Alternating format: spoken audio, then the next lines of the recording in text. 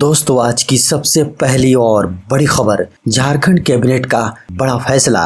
राज्य में खुलेंगे कक्षा 6 से ऊपर के सभी विद्यालय। झारखंड के सभी मंदिर समेत धार्मिक स्थल खोलने का निर्देश सरकार की ओर से दे दिया गया है। इसके अलावा झारखंड में कक्षा 6 से ऊपर के सभी विद्यालय खुलेंगे।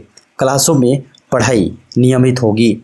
मुख्यमंत्री हेमंत सोरेन की अध्यक्षता में आपदा प्रबंधन प्राधिकार की बैठक में यह निर्णय लिया गया है। पूर्व की तरह अब कॉलेज चलेंगे। सभी कॉलेज भी नियमित रूप से खुलेंगे। इसके अलावा रेस्टोरेंट रात के 11 बजे तक खुले रह सकते हैं। झारखंड में 17 सितंबर तक रुक रुक कर होती रहेगी बारिश। झारखंड के अधिकांश भागों में 15, 16 और 17 सितंबर तक रुक रुक कर बारिश होती रहने की संभावना है। इसके साथ ही मेघ गर्जन के साथ वज्रपात की भी संभावना जताई गई है। बता दें कि बंगाल की खाड़ी में बने लो प्रेशर के चक्रवातीय क्षेत्र का असर पूरे झारखंड में देखने को मिल रहा है। मौसम विभाग के अनुसार चक्रवात डीप डिप्रेशन के रूप में उड़ीसा के उत्तरी तट से टकराया है। इसके 48 घंटों में उत्तर पश्चिम की तरफ बढ़ते हुए उड़ीसा और मध्य प्रदेश तक पहुंचने की आशा है। इस दौरान कम दबाव का क्षेत्र अगले 24 घंटे में कमजोर पड़ता हुआ देखा जा सकता है। झारखंड के मुख्यमंत्री श्री हेमंत सोरेन ने दिया बड़ा बयान, कहा भोजपुरी और मगही झारखंड की भाषा नहीं। झारखंड के मुख्यमंत्री श्री हेमंत सोरेन ने बड़ा बयान दिया है। उनके बयान के बाद राजनीतिक नेताओं के बयानों का दौर शुरू हो चुका है। हिंदुस्तान टाइम्स के लाइव शो के दौरान मुख्यमंत्री हेमंत सोरेन ने कहा कि भोजपुरी और मगही भाषा कभी भी झारखंड की भाषा नहीं है। झारखंड का बिहारीकरण नहीं होने देंगे। उन्होंने कहा कि भोजपुरी और मगही बिहार की भाषा है, झारखंड की कभी भाषा नहीं रहा। मुख्यमंत्री श्री हेमंत सोरेन ने कहा, आदिवासी और क्षेत्रीय भाषाओं के दम पर ही झारखंड अलग राज्य की लड़ाई लड़ी गई थी। झारखंड कैबिनेट का बड़ा फैसला, 22 जिलों में गठित होगा EFIR थाना। मंगलवार को झारखंड कैबिनेट की बैठक हुई। इस बैठक में 22 जिलों में EFIR थाना के गठन की मंजूरी दी गई। 2 जिले रामगढ़ एवं खूंटी को छोड़कर अन्य 22 जिलों में इसका गठन किया जाएगा। अब अगर किसी को FIR करना हो तो उन्हें थाने जाने की आवश्यकता नहीं पड़ेगी। वे ऑनलाइन FIR दर्ज करा सकेंगे। 14 सितंबर यानी मंगलवार को मुख्यमंत्री हेमंत सोरेन की अध्यक्षता में हुई कैबिनेट की बैठक में कुल 17 प्रस्ताव को मंजूरी दी गई है। झारखंड लाए गए यौन शोषण के आरोपी सुनील तिवारी 16 सितंबर को कोर्ट में किया जाएगा पेश।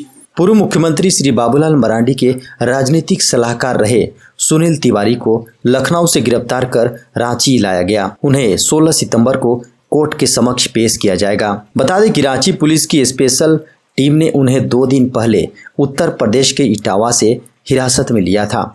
गिरफ्तारी के बाद ही सुनील तिवारी की तबीयत खराब हो गई थी। उन्हें लखनऊ के PJI हॉस्पिटल में एडमिट किया गया था। उनका BP बढ़ गया था। सुनील तिवारी ने सीने में दर्द की शिकायत भी की थी। पहले उनका इलाज इटावा में हुआ, उसके बाद उन्हें लखनऊ लाया गया था। झारखंड एकेडमिक काउंसिल ने इंटर में सत्र 2021-23 नामांकन के लिए जारी की सूचना। जैक ने शिक्षा सत्र 2021-23 के लिए इंटर में नामांकन के लिए महाविद्यालय में सीट निर्धारण से संबंधित सूचना जारी की है। जारी आदेश में कहा गया है कि झारखंड में स्थित अंगीभूत डिग्री संबंध स्थायी पर स्वीकृति प्राप्त इंटर कॉलेज के प्राचार्यों को सूचित किया जाता है। बताया गया है कि कोविड-19 महामारी को देखते हुए परिषद द्वारा निर्णय लिया गया है कि महाविद्यालय को विगत सत्र 2020-22 के लिए आवंटित सीटों की संख्या सत्र 2021-23 के लिए भी यथावत लागू रहेगी। झारखंड के 22 जिलों में पिछले 24 घंटे के दौरान नहीं मिले एक भी कोरोना मरीज। सोमवार को 24 घंटे में झारखंड के 22 जिलों में एक भी कोरोना संक्रमित नहीं मिले हैं। रांची व पूर्वी सिंहभूम जिले में 6 संक्रमित मिले हैं। इनमें रांची में 5 व पूर्वी सिंहभूम में 1 संक्रमित मिले हैं। इसके साथ ही झारखंड में कुल कोरोना संक्रमितों की संख्या बढ़कर 3,48,079 हो गई है। अच्छी बात यह है कि झारखंड में सक्रिय मरीजों की संख्या में कमी रिकॉर्ड की गई है। सक्रिय मरीजों की बात करें तो मंगलवार सुबह तक झारखंड में 117 सक्रिय मरीज थे। इनमें सबसे अधिक 74 झारखंड की राजधानी रांची में है। इसके अलावा धनबाद, पूर्वी सिंहभूम में 9 झारखंड के अन्य जिलों में या तो सक्रिय मरीज नहीं है या फिर बहुत कम संख्या में है। झारखंड के गिरिडीह में बनेगा सोलर सिटी, कैबिनेट ने दी मंजूरी। झारखंड के गिरिडीह में सोलर सिटी बनेंगे। पारसनाथ पर्यटन स्थल होने के कारण गिरिडीह को सोलर सिटी बनाया जाएगा। सोलर सिटी बनने के बाद गिरिडीह जिले के लोग अपने घरों में बिजली से जुड़े कार्यों के लिए सोलर पावर का प्रयोग करेंगे। यह कार्य जरेडा द्वारा क्रियान्वित किया जाएगा। गिरिडीह में कुल 29,858 विद्युत कनेक्शन है। इसकी कुल क्षमता 41 मेगावाट है।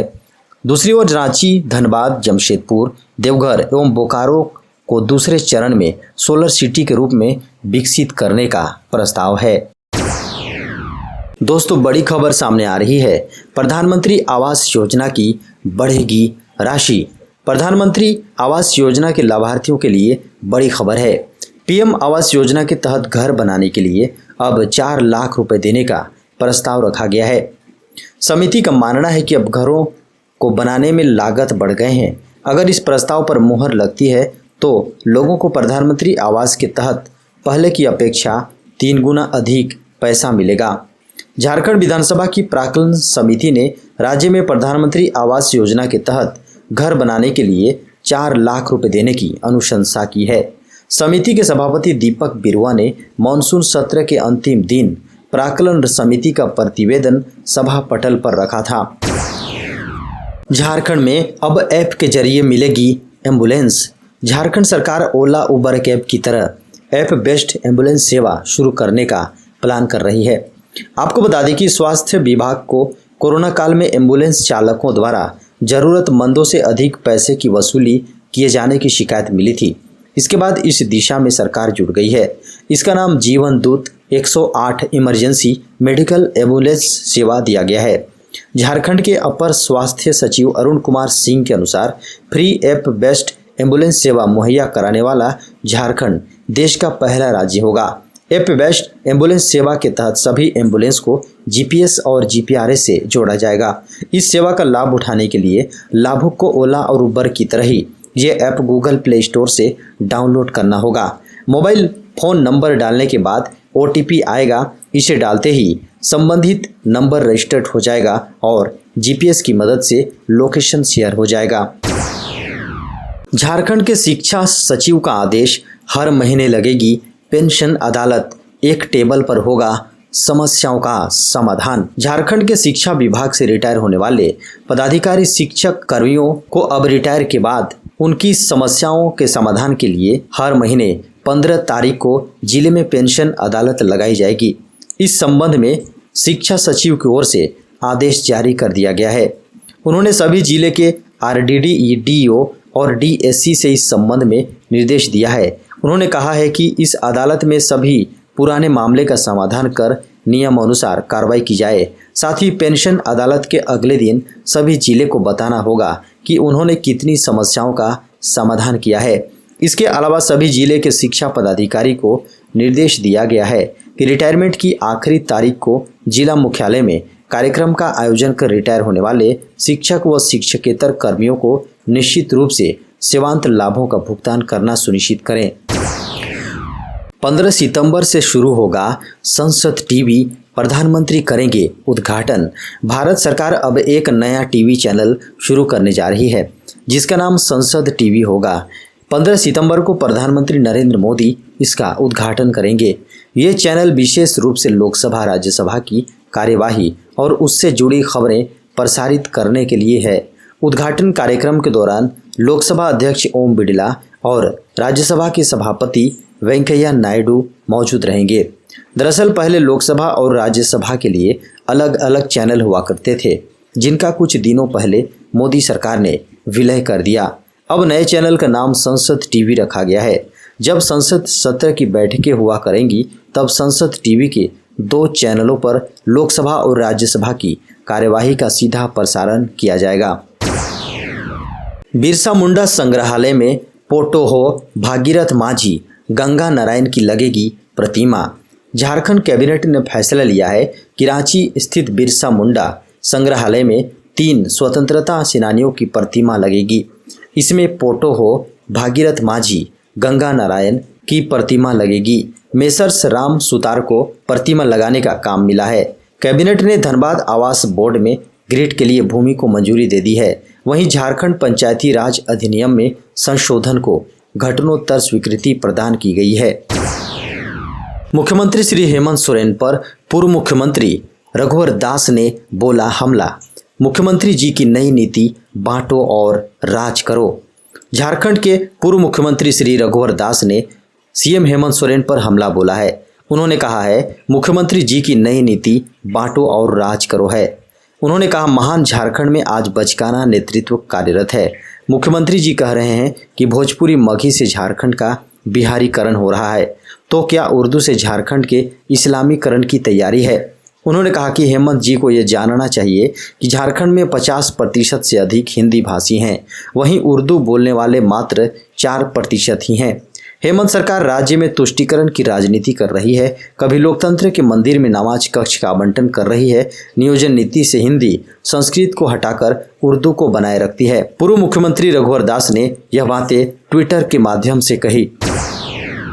सुप्रीम कोर्ट ने कहा पदोन्नति में एससी और एसटी को आरक्षण देने के फैसले पर दोबारा सुनवाई नहीं। सुप्रीम कोर्ट ने मंगलवार को कहा कि वह पदोन्नति में अनुसूचित जाति और अनुसूचित जनजाति को आरक्षण की अनुमति देने वाले अपने फैसले पर दोबारा सुनवाई नहीं करेगा, क्योंकि राज्यों को यह निर्णय करना है कि वे कैसे इसे लागू करेंगे। विभिन्न राज्यों में पदोन्नति और अनुसूचित जाति और अनुसूचित जनजातियों को आरक्षण देने में कथित तौर पर आ रही दिक्कतों से जुड़ी याचिकाओं पर सुनवाई करते हुए justice L Nageswara Rao, justice Sanjiv Khanna और जस्टिस BR गवई की 3 सदस्यीय पीठ ने राज्य सरकारों के एडवोकेट ऑन रिकॉर्ड को निर्देश दिया कि वे उन मुद्दे की पहचान करें जो उनके लिए अनूठे हैं और 2 सप्ताह के भीतर उन्हें दाखिल करें।